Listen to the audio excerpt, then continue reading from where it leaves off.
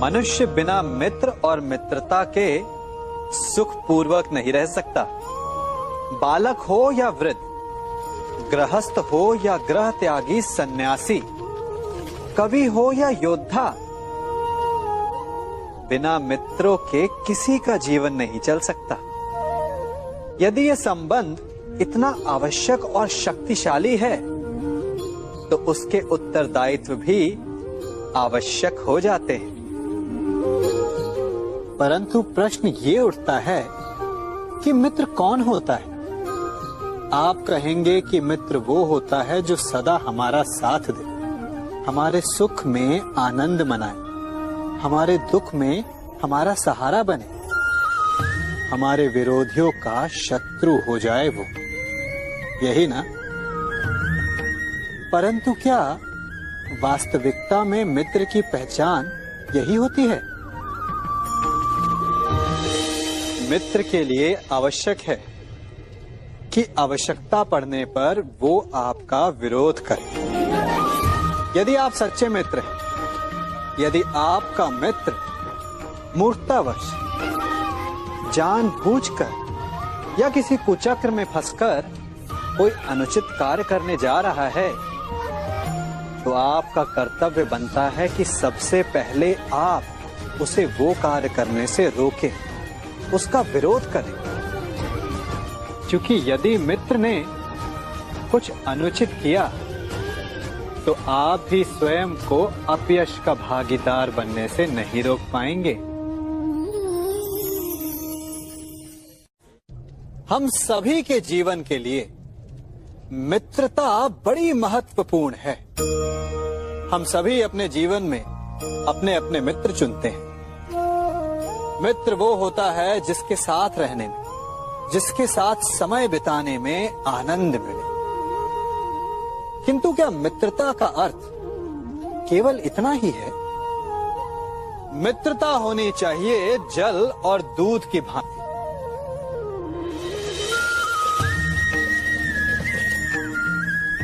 जो एक साथ सदा मिल जाते हैं, एक आकार हो जाते हैं। जब दूध उबलता है तो जल भाप बनकर उड़ता है ताकि दूध का अस्तित्व बना रहे। जब यह मिश्रण उफनता है तब दूध पात्र से पहले गिरता है ताकि वो जल को बचा सके। मित्रता भी इसी प्रकार होती है। किंतु यदि दूध में तनिक भी खटास आ जाए तो वो दूध को फाड़ देती है। ठीक इसी प्रकार यदि मित्रता में संदेह आ जाए तो वो मित्रता को समाप्त कर देता है।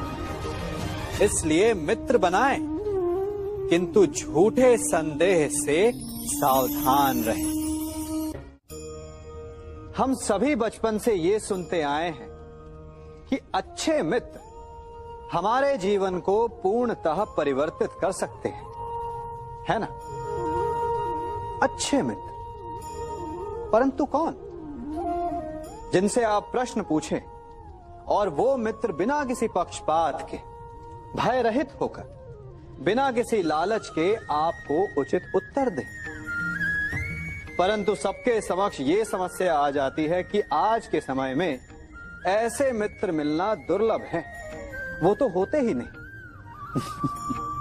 परंतु मैं आपको एक बात बताता हूं, हम सब के पास एक ऐसा मित्र होता है, बस हम उसे पहचान ही नहीं पाते। वो है दर्पण।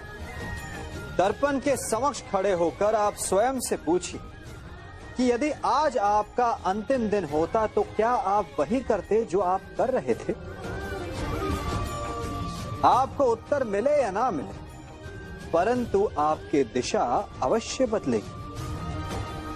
इसलिए आपसे अतिरिक्त आपका सबसे घनिष्ठ मित्र, सबसे अच्छा मित्र और कोई नहीं। संसार में सबसे बड़ा संबंध कौन सा है? अब आप पूछेंगे कि यह कैसा प्रश्न हुआ? इसका उत्तर तो बड़ा सरल है, यही ना? परंतु इस प्रश्न के भी कई उत्तर हैं। कोई कहेगा माता और पुत्र का संबंध, तो कोई कहेगा पिता पुत्री का संबंध, तो कोई पति पत्नी का, और तो कोई भक्त और भगवान का संबंध। परंतु तनिक गहराई से देखेंगे तो पाएंगे कि ये सारे संबंध या तो जन्म से जुड़े होते हैं, या समाज में बना दिए जाते हैं, या फिर किसी आकांक्षा के चलते बनते हैं। तो सबसे बड़ा संबंध कौन सा होता है? उलझ गए ना? सबसे बड़ा संबंध होता है मित्रता का, क्योंकि मित्र हम स्वयं चुनते हैं, जिसमें ना कोई आकांक्षा होती है, ना ही कोई स्वार्थ छिपा होता है। यदि कुछ होता है तो केवल साथ का आनंद। अपने बीते दिनों को स्मरण कीजिए। जब आप घर से बाहर निकलते होंगे तो सबसे पहले किसका स्मरण होता था? मित्र का। परंतु जैसे जैसे मनुष्य बड़ा होता जाता है, सफल होता जाता है, मित्र छूटते जाते हैं और फिर वो अपनी आय, अपने जीवन के स्तर के अनुसार मित्रता करने लगता है। उसके मन में ये विचार आ जाता है कि मित्रता बराबरी वालों से ही होनी चाहिए। यही सोच अनुचित है, क्योंकि मित्रता बराबर वालों से नहीं होती, मित्रता हमें बराबर करती है। इसलिए नए मित्र अवश्य बनाइए, परंतु अपने पुराने मित्रों को भूलिएगा मत। आप किसे मित्र मानते हैं? उसे जो आपसे मीठा बोले। और शत्रु किसे मानते हैं? उसे जो आपसे कड़वा बोले। नहीं, शत्रुता और मित्रता दोनों का निर्णय उनकी बातों से नहीं होता। कभी कभी मीठा बोलने वाला आपका शत्रु हो सकता है, और कभी कभी कड़वा बोलने वाला आपका मित्र। ठीक उसी भांति जैसे मीठा सोम रस हानिकारक होता है और कड़वी औषधि लाभदायक, इसीलिए किसी को भी उसके शब्दों से नहीं, उसके कर्मों से पहचानिए, क्योंकि मनुष्य के कर्म ही उसकी पहचान होती कि वो शत्रु है या मित्र। संसार में सबसे अधिक विनाशक क्या होता होगा? लालच? नहीं। कामना? नहीं। क्रोध? नहीं। तो फिर सबसे अधिक विनाशक आपका अंत चाहने वाला शत्रु होता होगा। यही सोच रहे हैं ना? तो इसका उत्तर भी है नहीं। संसार में सबसे अधिक विध्वंसक यदि कोई है तो वो है एक मूर्ख या धूर्त मित्र। कहते हैं कि क्रोधित बैल के सामने से और बिगड़े हुए अश्व के पीछे से नहीं जाना चाहिए, अन्यथा चोट लगनी निश्चित है। परंतु एक धूर्त और मूर्ख मित्र की ओर किसी भी दिशा से जाना उचित नहीं, क्योंकि एक धूर्त और मूर्ख मित्र उस नरभक्षी पशु के समान होता है जो समीप आने वाले का नाश ही करेगा। धूर्त या मूर्ख मित्र से बुद्धिमान शत्रु हर परिस्थिति में अधिक श्रेयस्कर है। इसलिए मित्रता करते समय सावधान अवश्य रहिए। हमारे जीवन में दो प्रकार के व्यक्ति होते हैं, पहला मित्र और दूसरा शत्रु। मित्र हमें भाते हैं और शत्रुओं से हमें घृणा होती है। मित्रों के लिए हम अपने प्राणों पर खेल जाते हैं और शत्रुओं के प्राण लेने पर तुले रहते हैं। यही होता है ना? परंतु मित्र कौन है और शत्रु कौन, इसकी परिभाषा जान लेना भी महत्वपूर्ण है। कभी कभी हमारे मित्र हमारी हां में ना करते, हमारी इच्छा पूर्ति में बाधा बनते, और कभी कभी हमारे शत्रु हमारी इच्छा पूर्ति में हमारे सहयोगी होते हैं।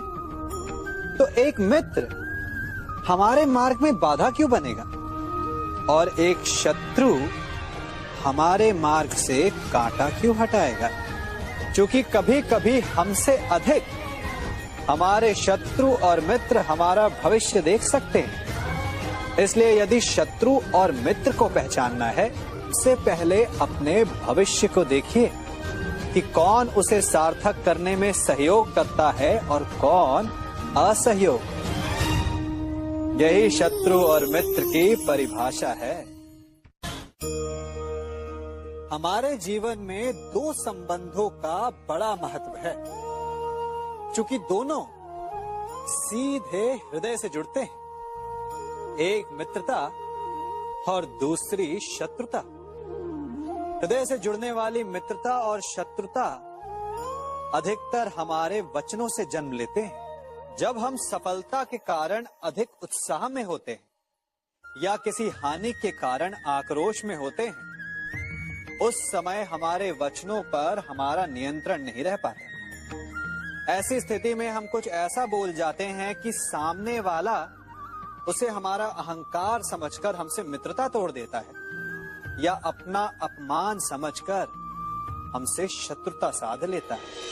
क्रोध उस उबलते जल के समान होता है जो शत्रु को जला पाए या ना जला पाए, किंतु वो स्वयं को भाप बनाकर अवश्य नष्ट करता रहता है। इसलिए मुख से वचन निकालने से पूर्व श्रेयस्कर यही है कि उसे आत्मा के तराजू में तौल लिया जाए, क्योंकि एक पल में निकला हुआ वचन कई जन्मों तक दंड बन सकते हैं।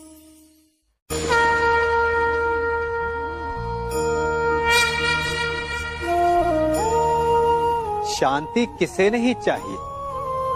मानव युद्ध भी शांति के लिए ही करता है और संधि भी।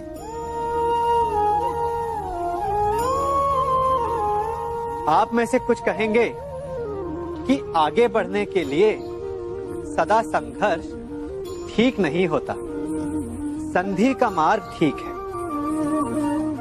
क्योंकि शक्तिशाली को परास्त करने के लिए हमारी भी शक्ति का क्षय होता है। वो शक्ति जिसे हम विकास में लगा सकते हैं। परंतु शक्तिशाली से मित्रता करने से पूर्व क्या ये जान लेना उचित नहीं कि शक्तिशाली का मंतव्य क्या है? कहीं उस संघर्ष से बचकर हम एक बड़े उत्पात को तो जन्म नहीं दे रहे? क्योंकि सर्प से मित्रता आपको शांति नहीं देती, अपितु सर्प को अवसर देती है कि भविष्य में वो आप डस सके। हम सब मित्रों के साथ रहना चाहते हैं, शत्रुओं से दूर रहना चाहते हैं। क्यों? क्योंकि हमें जीवन में आनंद पाना है, जीवन में आगे बढ़ना है, स्वयं को संपन्न देखना है। और यदि किसी से भी आप पूछेंगे कि जीवन में सफलता पाने के लिए सबसे अधिक आवश्यकता किसकी होती है, तो हर एक आपको लगभग एक ही उत्तर देगा। सफलता प्राप्त करने के लिए आपको सच्चे मित्रों की आवश्यकता होती है। परंतु यदि आपको और अधिक सफल होना है तो आपको केवल मित्रों की नहीं, शत्रु की अधिक आवश्यकता है। अब आप कहेंगे, ये मैंने कैसी बात कर दी? तनिक स्वयं सोचिए। जब भी संकट आता है तो मित्र क्या करते हैं? आपकी सहायता करने के लिए आपके साथ खड़े हो जाते हैं, और संकट के समय में शत्रु और बड़ा संकट बनकर हमारे समक्ष खड़े हो जाते हैं। मित्र हमें सहायता देते, अपनी शक्ति देते हैं, परंतु शत्रु आपके भीतर छिपी शक्ति को बाहर लाता है, आपको और अधिक बलवान बनाता है। हमारे जीवन में मित्र और शत्रु बड़े मायने रखते हैं। मित्र वो जो हमारा हित चाहे, जो हमारे सुख दुख में हमारी सहायता करे, हमारा साथ दे। कुछ मित्र जन्म से होते हैं, कुछ मित्र हम स्वयं बनाते हैं, कुछ मित्र परिवार में मिल जाते हैं, तो कुछ मित्र जीवन की यात्रा में। परंतु शत्रु हमें जीवन में कभी भी मिल जाते हैं। परंतु क्या आपने कभी सोचा कि वास्तविकता में आपका सबसे बड़ा शत्रु है कौन? आपका सबसे बड़ा शत्रु आपके भीतर छिपा बैठा है, और वो है आपका क्रोध। आप जिनसे रुष्ट होते हैं, उन पर क्रोध करते हैं, उन्हें हानि पहुंचाने का प्रयास करते हैं।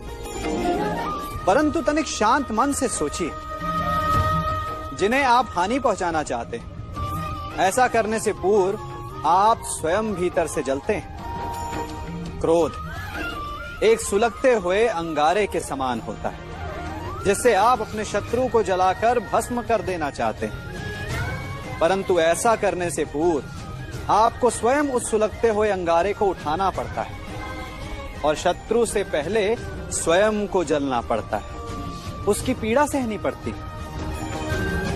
तो यदि आपको अपने शत्रुओं से मुक्ति पानी है, तो पहले आप स्वयं के क्रोध पर नियंत्रण करना सीखिए। हमारे जीवन में मित्र और शत्रु बड़ा महत्व रखते हैं। यदि गंभीरता से सोचा जाए तो ऐसा कोई क्षण नहीं जब हम अपने मित्रों के बारे में ना सोचते हो, या फिर अपने शत्रुओं के बारे में। हमारा हर कार्य या तो हमारे मित्रों के हित के लिए होता है, या फिर हमारे शत्रुओं के अहित के लिए। हम हर स्थान या तो अपने मित्रों के साथ होते हैं, या फिर अपने शत्रुओं के साथ। कोई नहीं चाहता कि उनका शत्रु प्रसन्न रहे। हर कोई अपने शत्रु को नष्ट कर देना चाहता है, और ऐसा करने के लिए वो हर संभव प्रयास करता है। उसे आर्थिक, मानसिक और शारीरिक हानि पहुंचाने का प्रयास करता है। परंतु यदि मैं आज आपको ऐसा मंत्र सिखाऊं जिससे आप अपने शत्रु को सदा के लिए नष्ट कर दें, तो और वो मंत्र है मित्र बनाना। अपने सभी शत्रुओं को अपना मित्र बना लीजिए, और आपके सारे शत्रु स्वतः ही समाप्त हो जाएंगे। हमारा सबसे बड़ा शत्रु कौन है? आप में से कुछ कहेंगे कि जो हमारा विनाश चाहे, तो कुछ कहेंगे कि जो पीठ पीछे प्रहार करे। आप में से कुछ ये भी मानते हैं कि जो हमारे परिवार की शांति को भंग करे वो हमारा शत्रु है, और कुछ ये भी मानते हैं कि जो हमारे सामाजिक सम्मान को समाप्त कर दे वो हमारा सबसे बड़ा शत्रु है ना। परंतु सत्य इन सब से भिन्न है। हमारा सबसे बड़ा शत्रु हमारे सबसे निकट रहता है, या कहें हमारे भीतर रहता है। कौन है ये शत्रु? वो शत्रु है हमारा मन, हमारा मस्तिष्क। चूंकि ये हमें किसी भी क्षण उचित से अनुचित की ओर, धर्म से अधर्म की ओर ढकेलता है।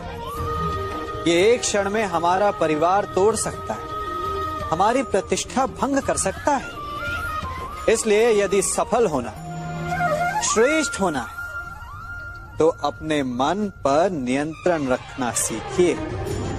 यदि मन अनुशासित हो तो उससे अधिक सृजन कोई नहीं कर सकता, और यदि मन अनुशासित ना हो तो उससे अधिक विध्वंस कोई नहीं कर सकता।